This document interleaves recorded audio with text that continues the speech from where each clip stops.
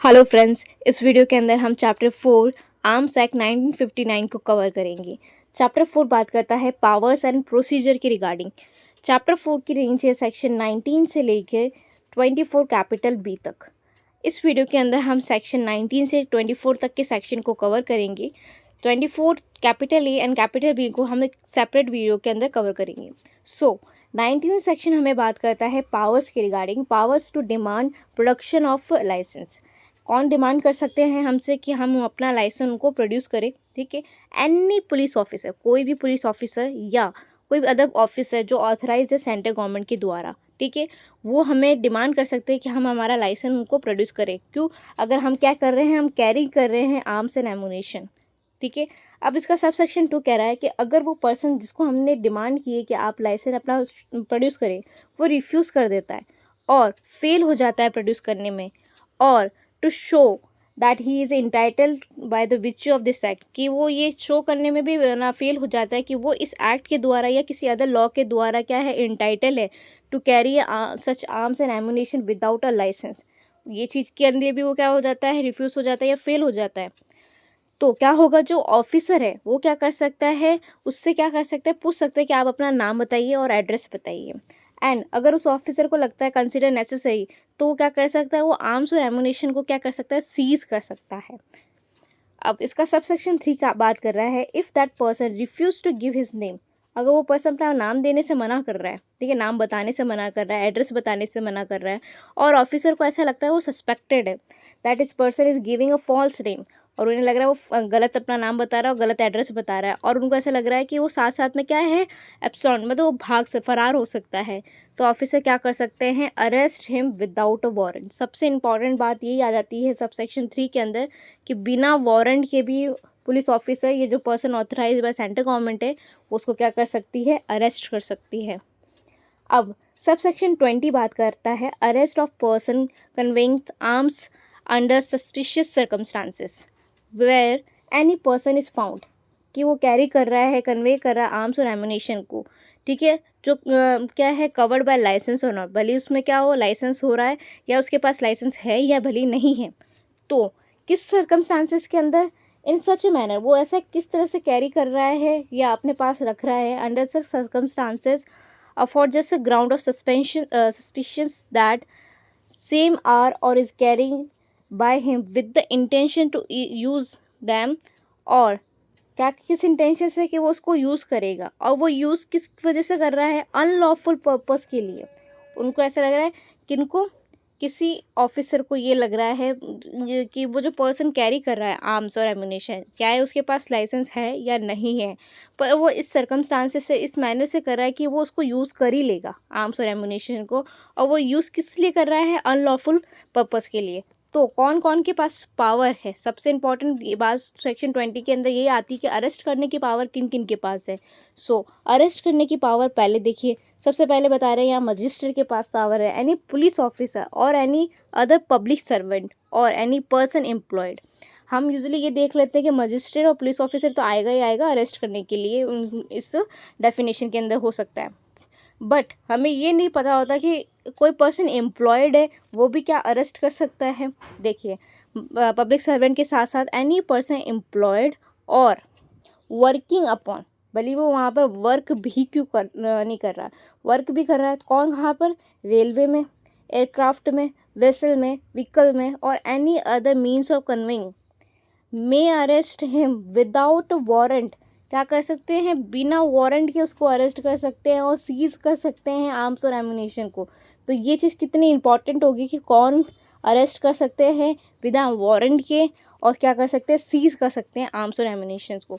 MCQ के अंदर ये चीज़ें पूछी जा सकती है, उसमें ये लिखा जा सकता है कि वर्किंग अपॉन अ रेलवे, तो हम सोचते हैं कि क्यों रेलवे के अंदर काम कर रहा है वो क्यों अरेस्ट करेगा, नहीं, यहाँ पर सेक्शन 20 के अंदर हमको बहुत क्लियरली बता दिया गया है कि मजिस्ट्रेट भी कर सकते हैं, पुलिस ऑफिसर भी कर सकते हैं, पब्लिक सर्वेंट भी कर सकते हैं, कोई पर्सन एम्प्लॉयड है या वर्क भी कर रहा है रेलवे में, एयरक्राफ्ट, वेसल, व्हीकल, तो भी वो क्या कर सकते हैं, उन्हें अरेस्ट कर सकते हैं और सीज कर सकते हैं आर्म्स एंड एमुनेशन को। अब हम बात करते हैं सेक्शन 21 की। सेक्शन 21 बात करता है deposit of arms on possession ceasing to be lawful. आपका जो पोजीशन है आर्म्स का, वो क्या लॉफुल नहीं है, तब क्या किया जाएगा, उसको सीज किया जाएगा। Any person having in his possession any arms and ammunition that possession where of has in consequence of expiration of duration of a licence. क्या आपका जो टाइम पीरियड था लाइसेंस का वो क्या हो गया, एक्सपायर हो गया, या आपका लाइसेंस सस्पेंस हो गया है, या रिवोक हो गया है आपका लाइसेंस, और the issue of notification under section 14, आपको सेक्शन 4 के अंदर क्या किया है, इशू किया नोटिस, और by any reason whatsoever cease to be lawful, अब वो लॉफुल नहीं है, सीज कर दिया गया है, shall without unnecessary delay deposit the same, तो आपको बिना किसी देरी के क्या करना होगा, उसे डिपॉजिट करना होगा, the same either with the officer in charge of nearest police station, किनके पास, नियरेस्ट पुलिस स्टेशन के ऑफिसर इंचार्ज के पास, और subject to such condition as may be prescribed with the licence dealer, जो कंडीशन प्रिस्क्राइब की गई है लाइसेंस डीलर के द्वारा, और where such person is the member of the arm force, अगर वो पर्सन आर्म फोर्स का है तो आपको किसको करना होगा, इन द यूनिट आर्मरी, तो वहाँ पर आपको किनको सबमिट करना होगा, जो यूनियन का आर्म फोर्स का मेंबर है, तो यूनिट आर्मरी में आपको क्या करना है, वो आर्म्स और एमुनेशन को डिपॉजिट करवाना होगा। अब इसका एक्सप्लेनेशन बात करता है, in this sub section unit armoury में क्या क्या चीज़ें इंक्लूड होगी। देखिए, include any armoury in ship, कोई शिप में आर्मरी हुई उधर, और इस्टेब्लिशमेंट ऑफ इंडियन नेवी, कोई इस्टेब्लिश किया गया इंडियन नेवी के द्वारा, तो वो भी यूनिट आर्मरी में कहलाई जाएगी। अब इसका सब सेक्शन 2 बात करता है, where arms and ammunition have और has been deposited under sub section 2, आपने सब सेक्शन 1 के अंदर क्या कर दिया, उसको डिपॉजिट करवा दिया, ठीक है। द डिपॉजिटर, जो डिपॉजिट करवा रहा है उसको हम बोलेंगे डिपॉजिटर, और in the case of his death, अगर वो मर जाता है तो उसकी केस में क्या होगा, उसका legal representative, shall at any time before the expiration of such period as may be prescribe be entitle, तो उसके पास क्या पावर है, वो इंटाइटल किस चीज़ के लिए, to receive back anything so deposited on his becoming entitled by the virtue of this act or any other law for the time being in force the same in his possession। क्या आपने first subsection 1 के अंदर क्या कर दिया, अपने arms and ammunition को deposit कर दिया, बट हमारा सबसेक्शन 2 कह रहा है कि वो पर्सन अगर इस एक्ट के थ्रू या किसी अदर और लॉ में वो क्या इंटाइटल हो जाता है कि आप अपने पोजीशन में वो आर्म्स एंड एमुनेशन रख सकते हो, तो आप क्या कर सकते हो, उसको रिसीव बैक अपने पास वापस ले सकते हो, अपने पोजीशन में क्या कर सकते हैं, जो आपने डिपॉजिट कराया था उसी और आर्म्स एंड एमुनेशन को अपने पास वापस ले सकते हो। दूसरा बोल रहा है कि जो टू डिस्पोज और authorise to disposal of anything so deposited by the sale, आपने क्या किया है, जो चीज़ डिस्पोज करनी थी या ऑथराइज थी डिस्पोजल के regarding, of anything so deposited by sale, आपने सेल के द्वारा उसको क्या कर दिया, डिपॉजिट कर दिया, और अदरवाइज किसी और तरीके से आपने उसको डिपॉजिट कर दिया, टू एनी पर्सन, किसी और पर्सन को आपने उसको डिपॉजिट करवा दिया जो क्या है, इंटाइटल है, जो entitled by the which of this act और any other law for the time being in force, और not prohibited by this act, और इस एक्ट के द्वारा प्रोहिबिटेड भी नहीं है, और such other law for the from having the position in his the same in his possession to receive the proceed of any such deposit। अगर आपने किसी और को सेल के टाइम पे डिपॉजिट करवा दिया, ठीक है, तो इसका मतलब ये नहीं है कि उस पर्सन पे ये चीज़ अप्लाई नहीं होगी, तो जिसको आपने वो चीज़ डिपॉजिट करवाई है डिस्पोजल के लिए या अपने पास रखने के लिए सेल के टाइम पे, तो ये वो जो पोजेशन के रिगार्डिंग बात चल रही है वो उस पर्सन पे भी एप्लीकेबल होगी। अब इसका प्रोवाइडेड कहता है that nothing in this subsection shall be deem to authorise the return और disposal of anything which is confiscation under has been directed under section 32। तो 32 के अंदर जो डायरेक्टेड किया गया है उसमें इसमें कोई भी फ़र्क नहीं पड़ेगा कि जो डीम टू ऑथराइज्ड है जो रिटर्न के लिए या डिस्पोजल के लिए, उस पर कोई अफेक्ट नहीं पड़ेगा। अब इसका सबसेक्शन 3 कहता है ऑल थिंग्स डिपॉजिटेड और नॉट रिसीव्ड बैक, जो हमने अभी बात करी थी कि उसको वापस मिल जाएगी अगर वो इंटाइटल हो जाता है इस एक्ट में या अदर किसी लॉ के अंदर, जो उसके पास है, यहाँ सबसेक्शन 3 में बोल रहा है कि उसके पास रिसीव बैक होके नहीं है ये वो चीज़, और जो चीज़ आपने क्या कर दी है, डिपॉजिटेड कर दी है, और disposal of under subsection 2, subsection 2 के अंदर क्या हो गई है, वो डिस्पोज हुई है within the period therein refer to shall be forfeited to government by the order of district magistrate. तो ये इंपॉर्टेंट हो गया, डिस्ट्रिक्ट मजिस्ट्रेट के ऑर्डर से गवर्नमेंट द्वारा क्या कर दिया जाएगा, उसे फॉरफिट कर दिया जाएगा। अब इसका प्रोवाइडर कहता है कि that in case of suspension of a licence no such forfeiture shall be order in respect of a thing covered by the licence during the period of suspension. जो पीरियड चल रहा है सस्पेंशन का, है ना, सस्पेंशन का जो period चल रहा है उस पीरियड के दौरान में आप, ठीक है, कोई ऑर्डर नहीं दे सकते। कौन नहीं दे सकते? डिस्ट्रिक्ट मजिस्ट्रेट कोई ऑर्डर नहीं दे सकते हैं। किसके रिगार्डिंग? फॉरफिचर के रिगार्डिंग। सस्पेंशन ऑफ लाइसेंस के फॉरफिचर के रिगार्डिंग में कोई ऑर्डर पास नहीं किया जा सकता। ये प्रोवाइडेड के अंदर कहा है जब उसका वो पीरियड चल रहा हो सस्पेंशन का। अब इसका सबसेक्शन 4 कह रहा है before making an order under subsection 3। आप जो सबसेक्शन 3 के अंदर ऑर्डर दे रहे हो, वो ऑर्डर देने से पहले आपको क्या करना होगा? डिस्ट्रिक्ट मजिस्ट्रेट को क्या होगा ना, रिटर्न में क्या नोटिस देना होगा, ठीक है, डिपॉजिटर को। अगर वो डिपॉजिटर की डेथ हो जाती है तो उसके लीगल रिप्रेजेंटेटिव को in the prescribe manner require him to show cause within a period of 30 days.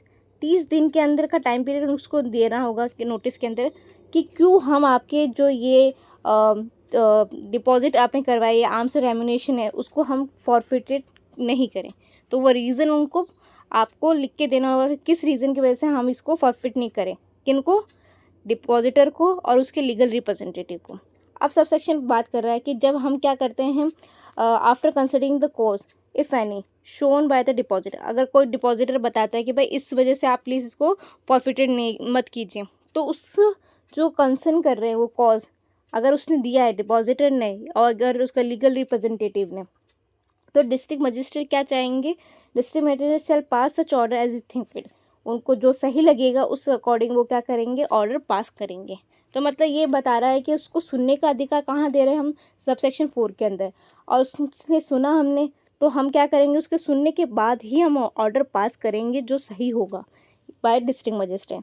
अब सबसेक्शन 6 बात कर रहा है the government may at any time return to the depositor और his legal representative a thing forfeited to it or to proceed for disposal thereof whole or in part। क्या कहा? यहाँ word important दिया गया है कि गवर्नमेंट क्या कर सकती है, किसी भी टाइम पे वापस आपको रिटर्न कर सकती है जो आपने क्या किया था फॉरफिटेड के टाइम पे। डिपॉजिटर को कर सकती है, उसके लीगल रिप्रेजेंटेटिव को कर सकती है फॉरफिटेड के टाइम पे, या डिस्पोजल किसी चीज़ के पूरा या उसका पार्ट आपको वापस गवर्नमेंट रिटर्न कर सकती है। बट यहाँ वर्ड क्या लिखा है? गवर्नमेंट। तो इसमें सेंटर और स्टेट दोनों आ रही है। अब हम ये सोचें कि ये एक्ट इस सेंटर गवर्नमेंट ने बताया तो हम प्रिज्यूम करके चलते हैं कि ये सेंटर गवर्नमेंट होगी। बट आप ये भी सोचिए कि हमने ये कहीं काफ़ी सेक्शंस में ये पढ़ा है कि अरेस्ट करने की पावर पुलिस के पास है, ठीक है। तो ये भी तो हो सकता है, जैसे फॉर एग्जांपल राजस्थान है, राजस्थान की पुलिस ने अरेस्ट किया तो सेंटर होगी, तो सेंटर में नहीं आके वो क्या आएगी? स्टेट में आएगी। तो वो स्टेट पुलिस ने उसको अरेस्ट किया है, तो यहाँ पर अगर गवर्नमेंट है, स्टेट गवर्नमेंट आ गई इसमें, स्टेट गवर्नमेंट अपने अंदर आ गई। अगर स्टेट पुलिस ने अरेस्ट किया तो स्टेट गवर्नमेंट उसका कवर करेगी। तो यहाँ पर यही बात की कि स्टेट गवर्नमेंट भी कर सकती है और सेंट्रल गवर्नमेंट भी कर सकती है, क्योंकि वर्ड यहाँ पर गवर्नमेंट लिखा है। अब सेक्शन हम 22 के ऊपर जाते हैं। सेक्शन 22 बात करता है search seizure by the magistrate. Magistrate किस तरह से इसको सर्च कर सकते हैं, सीज कर सकते हैं? Whenever any magistrate has reason to believe, उन्हें ये लगता है that any person residing within the local limit of his jurisdiction has in his possession any arms and ammunition for any lawful person। जो उनके ना jurisdiction के अंदर आता है कोई पर्सन, ठीक है, रिजाइड करता है वहाँ पर, और उसके पास क्या है? अनलॉफुल पोजीशन है आर्म्स और एम्यूनेशन का। बी पॉइंट बात करता है that such person can not be left in his possession of arms and ammunition without danger to the peace और सेफ्टी। क्या कि वो पर्सन के पास जो पोजीशन है आर्म्स एंड एम्यूनेशन का, वो डेंजर्स टू पब्लिक पीस के लिए हो सकता है और सेफ्टी के लिए हो सकता है। द मजिस्ट्रेट क्या कर सकते हैं? After having recorded the reason for his belief, जो वो बिलीव करते हैं उस रीज़न को रिकॉर्ड करने के बाद, कॉज टू सच सर्च, वो सर्च के लिए ऑर्डर दे सकते हैं। Search made for the house premises occupied by such person or on which magistrate has reason to believe that such arms or ammunition are or is found and may have such arms or ammunition if any seized and detain the same in the safe custody for such period as it think necessary। तो क्या कर सकते हैं, उसे seize किया जा सकता है, डिटेन किया जा सकता है सेफ कस्टडी के अंदर जो पीरियड मजिस्ट्रेट को सही लगे। All through that a person may be entitled by the virtue of this act or any other law for the time being in force that the same he has in possession। भले वो person क्या हो, entitled हो इस act के अंदर या other किसी एक्ट के अंदर। सो नेक्स्ट सबसेक्शन सेकंड बात करता है every search under this section shall be considered by और इन प्रेजेंस ऑफ मजिस्ट्रेट और बाय और in his presence of some officer specially empowered by this central government. जो इस सेक्शन के अंदर हम सर्च के बारे में बात कर रहे हैं, उसके अंदर इंटाइटल कौन है सर्च के रिगार्डिंग, मजिस्ट्रेट है, और जो officer specially empowered bye central government है वो इंटाइटल है। अब हम सेक्शन 23 के बारे में बात करते हैं। सेक्शन 23 बात करता है search of vessel vehicle of arms any magistrate. कौन, कोई भी मजिस्ट्रेट, फर्स्ट क्लास भी होता है, सेकेंड क्लास भी हो सकता है। Any magistrate, any police officer or any other specially empowered by the central government officer may for the purpose of ascertaining whether any contravention of this act or rule is being or is likely to be committed stop कर सकते हैं, search कर सकते हैं any vessel, vehicle और any means of conveying, और क्या कर सकते हैं, उसे सीज कर सकते हैं any arms and ammunition that may be found wherein along with such vessel, vehicle और other means of convenience। आप क्या कर रहे हो, तो पहले तो उसको स्टॉप कर रहे हो, ठीक है, फिर क्या कर रहे हो, उसको सीज कर रहे हो, फिर क्या कर रहे हो, ये सीज कब कर रहे हो, जब हम किसी आर्म्स और एम्यूनेशन को सर्च कर रहे हैं, ठीक है। उस सर्च के टाइम पर हमें कोई आर्म्स और हम किसी व्हीकल वेसल को सर्च कर रहे हैं, उस सर्च के टाइम पे हमें आर्म्स और एम्यूनेशन मिल रही है, तो हम उसको भी क्या कर सक रहे हैं, हम उसको सीज कर सकते हैं।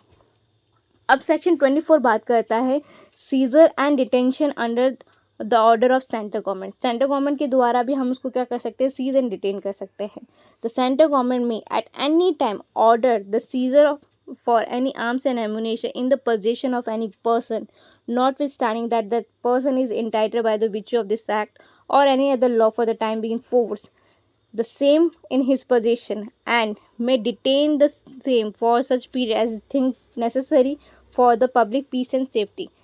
लोक शांति को ध्यान में रखते हुए क्या कर सकती है, सेंट्रल गवर्नमेंट ऑर्डर दे सकती है, भली वो पर्सन क्या हो, इंटाइटल हो इस एक्ट में या किसी अदर लॉ में अपने पास पोजीशन रखने का, फिर भी क्या कर सकती है, उसे डिटेन कर सकती है बाय सेंट्रल गवर्नमेंट, ऑर्डर कर सकती है सीज का और डिटेन करने का आर्म्स एंड एम्यूनेशन, किसके लिए, पब्लिक पीस और पब्लिक सेफ्टी के लिए।